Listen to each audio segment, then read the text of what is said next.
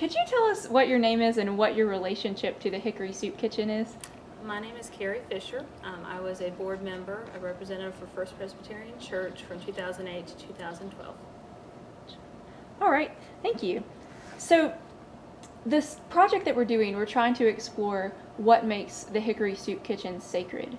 And I would ask you as a former board member, would you consider the Hickory Soup Kitchen a sacred place of Hickory? Absolutely.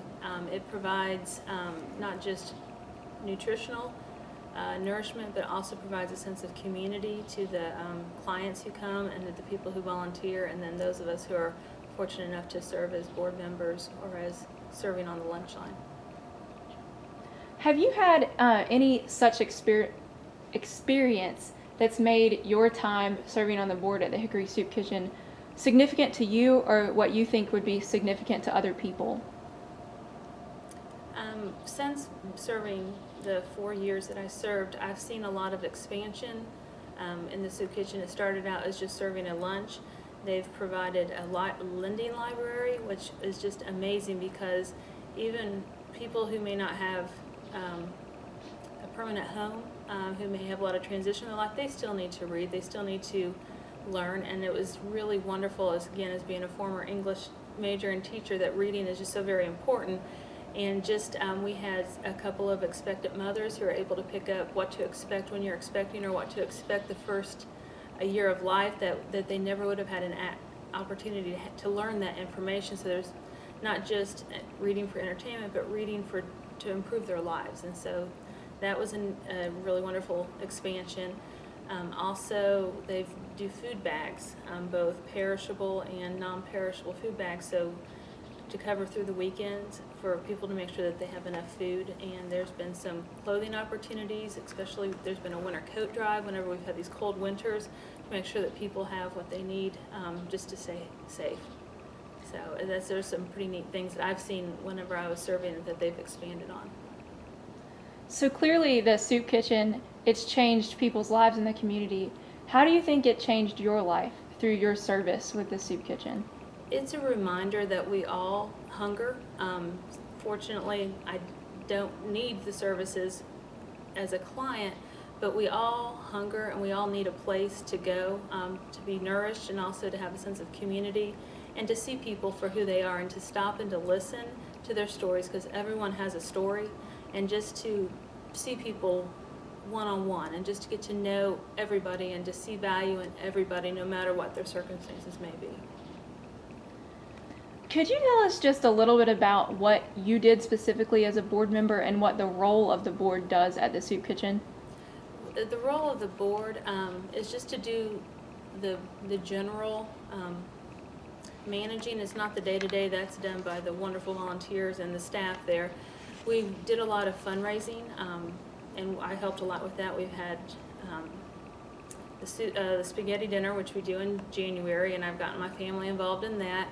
We've done the charity chase for several years, and I still go back and volunteer for that. Every June, they know to call me, because they get the number of volunteers is the amount of percentage of the funds raised, and so they try to get as many. So my oldest son, who's 10, we go to that every single year, even though I'm not on the board any longer, to support that. They have the Castle of Cans in October, and then they have the Empty Soup Bowl fundraiser at St. Stephen's, it's usually in February or March. So we kind of oversee that, and we make some of the financial decisions to make sure that there's plenty of funds to keep things going. Whenever major equipment break, we make decisions on whether do you repair it, do you replace it, what's the best thing for long term. And if there's any major decisions, like I said, when we started the lending library, that required a lot of organization, and so we kind of were there for that. And then we also volunteer when there's needed. Austin, who's wonderful to work with, if he says, I need someone to do this, we get together, or we'll make phone calls. I recruited my parents to do a lot of the bread and donut runs a couple of times a week. And so that's what we kind of do, the oversight of the bigger picture, but the day-to-day stuff is definitely run by the wonderful staff and volunteers there. What is it about the soup kitchen that drew you to it originally? So before you served on the board, what made you want to do that? We had At our church, we provided a service on Sunday nights that provided a meal and also a worship service. And a lot of the clients who